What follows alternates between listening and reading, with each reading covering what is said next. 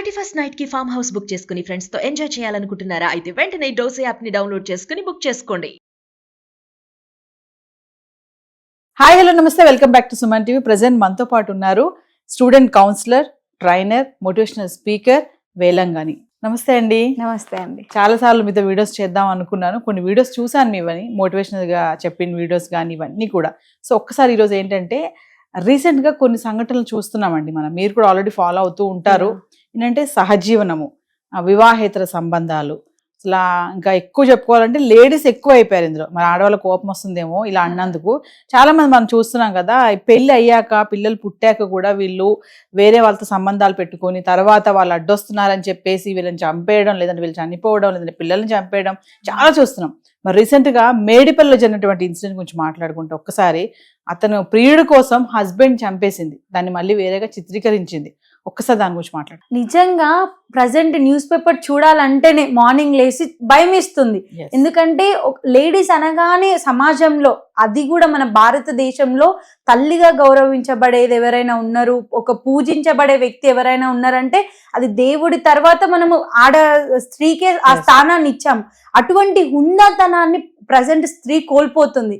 ఆడపిల్లగా పుట్టినందుకు గర్విద్దాం అన్న నినాదాలు పోయి ఆడపిల్లగా ఉన్నందుకు సిగ్గుపడాల్సి వస్తుంది ఈ సిచ్యువేషన్ లో. నిజంగా నేను కూడా చూసానండి ఆ మేడిపల్లి ఇన్సిడెంట్. తను ఎంత నాకుగా దాన్ని చిత్రీకరించిందంటే చాలా మంచి ఒక తెలివితోని ఆమె హత్యను కూడా అది ఏదో అనుకోకుండా అయిపోయినట్టు ఆమె చిత్రీకరించింది.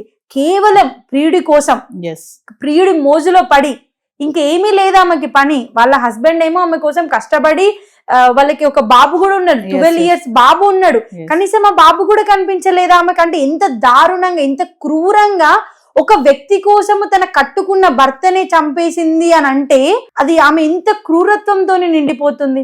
స్త్రీలందరికీ మచ్చ తెచ్చే విషయమే ఇది.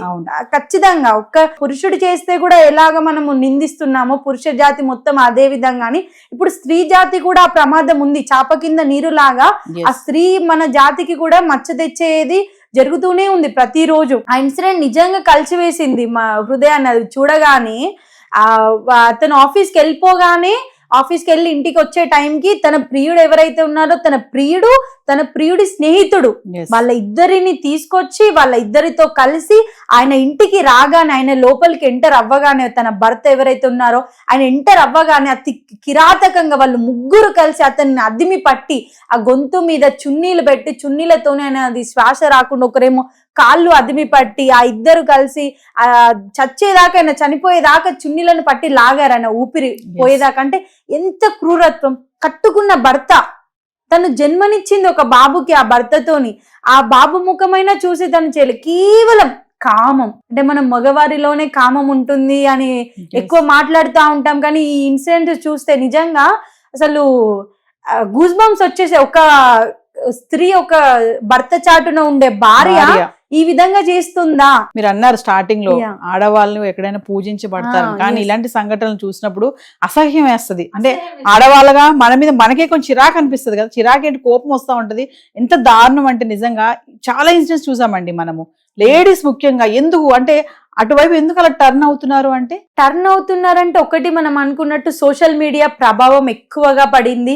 ఇంకొకటి అప్పటిలాగా ఉన్న ఆ అమ్మలలో అమాయకత్వము, ఆ పూజించే తత్వము, ఆ దైవత్వము, ఆ సహనము, ఆ ఓర్పు ప్రజెంట్ ఉన్న సిచ్యువేషన్ లో లేదండి. ఎక్కువగా వెస్టర్న్ కల్చర్ ని ఫాలో అవ్వడము, మనము ఎక్కువగా వెస్టర్న్ కల్చర్, పబ్ కల్చర్ అంటూ, రేవ్ పార్టీలు అంటూ ఇటువంటి కల్చర్ కి మనం అలవాటు పడి ఆడపిల్లలు కూడా ఎంతో తల్లి స్వభావంతోని, ఆ దైవత్వంతో ఉండే వాళ్ళు కూడా ఈ వెస్టర్న్ కల్చర్ కి సోషల్ మీడియా ద్వారా ఎక్కువగా ప్రభావితం జరుగుతున్నారు. ఇంకా ఈ రోజుల్లో ఒక చిన్న ఎగ్జాంపుల్ చెప్తాం మనం. అంటే ఈ రోజులలో ఈ విధంగా ఉంది, కానీ మనం పాస్ట్ తీసుకుంటే ఒక వీర వనిత, అది రియల్ ఇన్సిడెంట్ అండి. ఆ వీర వనిత గురించి చెప్పాలంటే అసలు మాటలు సరిపోవు. ఆమె గురించి మాట్లాడుకుంటేనే రోమాలన్నీ నిక్కబోర్చుకొని ఉంటాయన్నమాట. ఆమె బ్రిటిష్ వాళ్ళ కోసం స్వాతంత్ర సమర యుద్ధంలో ఒక వీర వనితగా పోరాటం చేసింది. బ్రిటిష్ వాళ్ళు ఒకే ఒక ప్రశ్న అడిగారు ఆమెని. ఆ ఒక ప్రశ్నకి సమాధానం చెప్తే ఆమెకి ఏమీ కాదు. అయినా గాని బ్రిటిష్ వాళ్ళు అడిగిన ప్రశ్నకి ఆమె సమాధానం చెప్పలేదు. బ్రిటిష్ వాళ్ళు ఆమె నా సమాధానం చెప్పమని, ఆ ప్రశ్నకి సమాధానం చెప్పమని ఆమె కాళ్ళు విరగొట్టారు. ఆమె 2 కాళ్ళు విరగ్గొట్టారు, ఆమెను చిత్రహింసలకు గురి చేశారు, ఒంటి నిండా రక్తం గారుతుంది, అయినా గాని ఆమె ఆ నిజం విప్పలేదు. ఆ వీర వనిత ఆఖరికి, మీరు నమ్మరు, ఆఖరికి ఆ బ్రిటిష్ వాళ్ళు ఆమె 2 రొమ్ములను కూడా కోసేశారు. ఆ డాక్టర్స్ ని పిలిపించి రొమ్ములను ఈ విధంగా కత్తిరించారు. అసలు అంతగా చిత్రహింసలు పెట్టిన ఆమె ఎందుకు నిజం చెప్పలేదు అని అంటే, ఆమె నిజం చెప్తే అన్ని రోజులు స్వాతంత్ర సమరయోధం పోరాటం అంతా నీరుగారిపోతుంది, అంతా బుడిదల పోసిన పన్నీర్ అయిపోతుంది అని ఆమె సమాధానం చెప్పలేదు. అసలు ఆ అడిగిన ప్రశ్న ఏంటి, అది ఎందుకు సిచ్యువేషన్ వచ్చిందని అంటే నేను ఎక్స్ప్లెయిన్ చేస్తాను. అసలు ఆ అమ్మాయి చాలా గారాబంగా పెరిగింది. ఆ అమ్మాయి మంచి బిజినెస్ మ్యాన్ కూతురు, తను చాలా గారాబంగా పెరిగింది. వాళ్ళ నాన్న కూడా చాలా ఫ్రీడమ్ ఇచ్చారు. అప్పట్లో అమ్మాయిలకు ఎలా అంటే, ఇప్పుడు నేను చెప్పే ఇన్సిడెంట్ తను ఎప్పుడు అంటే 1902-3 ఆ సమయంలో, అప్పట్లో 16 సంవత్సరాలు వచ్చిందంటే అమ్మాయికి పెళ్లి చేసి పంపించేవారు.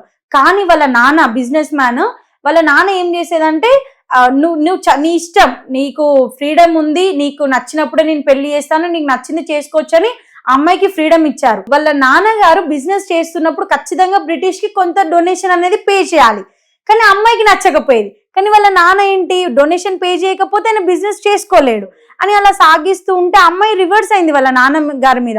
నువ్వు పే చేయొద్దు నాన్న అని చెప్తే కూడా వినలేదు. వాళ్ళ నాన్నగారు లేదు మనం చెయ్యాలంటే ఖచ్చితంగా పే చేయాలని అలా సాగుతున్న క్రమంలో తరువాత ఆమె అందరి నోట్ల స్వాతంత్ర సమరయోధం పోరాటము, అది అన్ని మూమెంట్ గురించి అన్ని కొన్ని మాటలు విని వాళ్ళ నాన్నతో చెప్పింది, నాన్న మనం ఎందుకు పోరాడొద్దు, మన దేశం కోసం మనం కూడా పోరాడదాం, మనం కూడా ఒక అడుగు వేద్దామని చెప్తే వాళ్ళ నాన్న అన్నారు, మనకి ఇదంతా సరిపోదు, నువ్వు ఇప్పుడు బానే ఉన్నావు కదా, నువ్వు హ్యాపీగా ఉండి ఇలాగే, ఇదంతా కుదరదు, నువ్వు చాలా సెన్సిటివ్ ఉంటావు, చాలా గారాబంగా పెరిగావు, ఇదంతా మనకి అవసరమా, తలనొప్పి అని వాళ్ళ నాన్నగారు అంటే, లేదు నేను ఖచ్చితంగా నా దేశం కోసం నేను పోరాడతానని చెప్పేసి దేశభక్తితో ఇంట్లో నుంచి బయటకు వచ్చేసింది. ఇంకా ఇంట్లో నుంచి బయటకు వచ్చేసి ఒక పెద్ద లెజెండరీ గ్రేట్ పర్సనాలిటీ దగ్గర ఆయన సైన్యంలో చేరింది.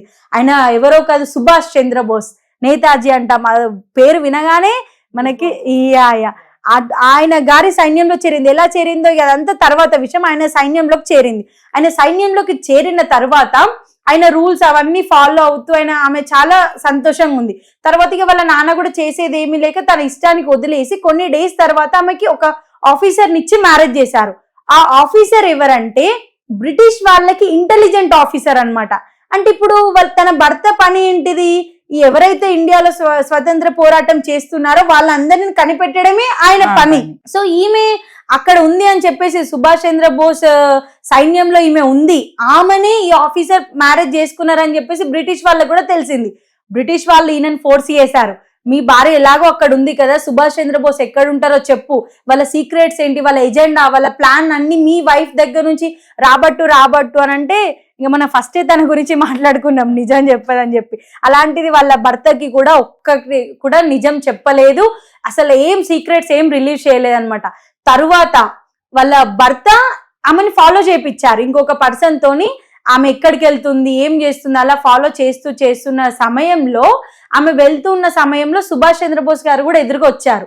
తర్వాత ఈ ఆఫీసర్ వాళ్ళ టీం తోటి సుభాష్ చంద్రబోస్ గారిని అటాక్ చేయించారు. సుభాష్ చంద్రబోస్ గారికి ఏం కాలేదు, వాళ్ళ డ్రైవర్ కి బుల్లెట్ తగిలింది అనమాట చేతి దగ్గర. ఇక ఈమెకి బీభత్సంగా కోపం వచ్చేసే, మన దేశం కోసం అంత పోరాడే వ్యక్తిపై నువ్వు అటాక్ చేస్తావా అని చెప్పేసి ఒక పెద్ద అది కట్టె తీసుకొని తన భర్తని కొట్టి చంపింది. తన భర్తని దేశం కోసం చంపేసిన తర్వాత ఈయన చెప్తారు సుభాష్ చంద్రబోస్ గారు, నువ్వు చేసింది కరెక్ట్ కాదు, అతను కూడా మన దేశస్తుడే కదా, మన దేశం కోసం మన దేశస్తుని ఎలా చంపుతామని అంటే, మరి మీరు కూడా మన దేశస్తులే కదా, మిమ్మల్ని ఎలా చంపుతారని చెప్పేసి, సరే నేను చేసింది తప్పైతే నేను లొంగిపోతానని చెప్పేసి, సుభాష్ చంద్రబోస్ గారు ఎక్కడ దొరికిపోతారో అని చెప్పేసి తను లొంగిపోతుంది. ఇంకా ఆఫీసర్ చనిపోయాక బ్రిటిష్ వాళ్ళు తనని తీసుకొని వెళ్ళిపోయి బంధించి ఆమె నుంచి నిజం రాబట్టడానికి మద్రాస్ నుంచి ఇంటెలిజెంట్ టీం ని తీసుకొచ్చారు బ్రిటిష్ వాళ్ళు ఎంత ప్రయత్నించినా నిజం చెప్పలేదు. నిజం చెప్పకపోవడమే కాకుండా ఆమె ప్రశ్నలు అడుగుతుంటే, ఎదుటి వాళ్ళ ప్రశ్నలు అడుగుతుంటే వాళ్ళని ఇష్టం వచ్చినట్టు తిట్టింది, భయంకరంగా బీభత్సంగా తిట్టి, ఇది మా దేశం, మీరెలా వచ్చి అడుగుతారు మమ్మల్ని అని చెప్పేసి వాళ్ళ ముఖం మీద ఉమ్మి వేసింది. అంటే ఆమెకు ఎంత గట్స్ ఉన్నాయి, ఎంత బ్రేవ్ ఉంది. అలాంటి ఆడపిల్లలు ఉన్న మన భారతదేశం, ఝాన్సీ లక్ష్మీబాయి మన అందరికీ తెలుసు. ఇలాంటి చరిత్ర ఉన్న భారతదేశంలో ఇలాంటి స్త్రీలను చూస్తుంటే నిజంగా సిగ్గుపడాల్సిన సమయమే ఇది చెప్పాలంటే అండి.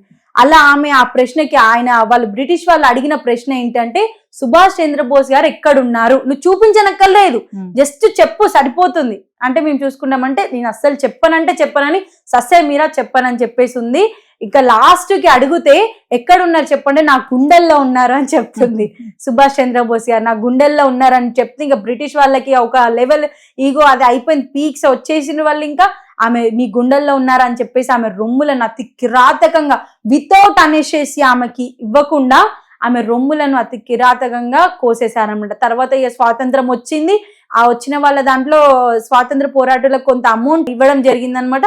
ఆ అమౌంట్ తో ఆమె ఇంటికి కూడా వెళ్లకుండా, వాళ్ళ డాడీ మంచి వెల్ సెటిల్డ్ అయిన వాళ్ళ ఇంటికి తిరిగి వెళ్లకుండా హైదరాబాద్కి వచ్చి పూలు అమ్ముకొని బతికింది ఆమె. అంటే అంత వీర వనితలు ఉన్న ఆమె ఎవరో కాదు, మనందరికి చాలా తక్కువ మందికి తెలుసు, నీరా ఆర్య, వీర వనిత నీరా ఆర్య. అలాంటి వీర వనితలను చూసి మనం నేర్చుకోవాలి. అక్కడ దేశభక్తి అన్నాను కదండి ఇంతకు ముందు, భక్తి అని అంటే అదే దేశభక్తి. నీ లక్ష్యం కోసం నువ్వు పోరాడు. ఇప్పుడు ఏదో టైం పాస్, ఇప్పుడు ఆఫీస్ నుంచి భర్త వెళ్ళిపోయిండు, ఇంటి నుంచి ఆఫీస్కి వెళ్ళిపోయినారు, ఏముంది ఫోన్ పట్టుకొని ఇన్స్టాగ్రామ్ చూద్దామా, యూట్యూబ్ చూద్దామా, ఫేస్బుక్ లో ఎవరితో చాట్ చేద్దాము, ఇవన్నీ కాకుండా నీకంటూ ఒక గోల్ పెట్టుకో. నువ్వు ఎవరి మీదనో డిపెండెంట్ కాదు, ఇండిపెండెంట్. ఆడపిల్ల అనగానే గుర్తుకొచ్చేది చిన్నప్పటి దాకా తండ్రి మీద డిపెండ్ అవుతుంది, తర్వాత పెరిగినాక భర్త మీద, తర్వాత కొడుకు మీద, ఇలా ఎప్పుడు డిపెండ్ అవుతూనే ఉంటుంది. ఇండిపెండెంట్ ఆడపిల్ల అంటేనే ఇండిపెండెంట్ గా బ్రతకాలి. ఆడపిల్ల అనగానే ఫైనాన్షియల్ గా, మెంటల్ గా, ఫిజికల్ గా ఇండిపెండెంట్ గా ఉన్నప్పుడే తను అడుగు ముందుకేయాలి ఏదైనా రిలేషన్ లోకి. కానీ ఆ విధంగా మనం వాళ్ళని చూసి నేర్చుకోవాలని నేను చెప్తున్నాను. థ్యాంక్ యూ అండి. Thank you.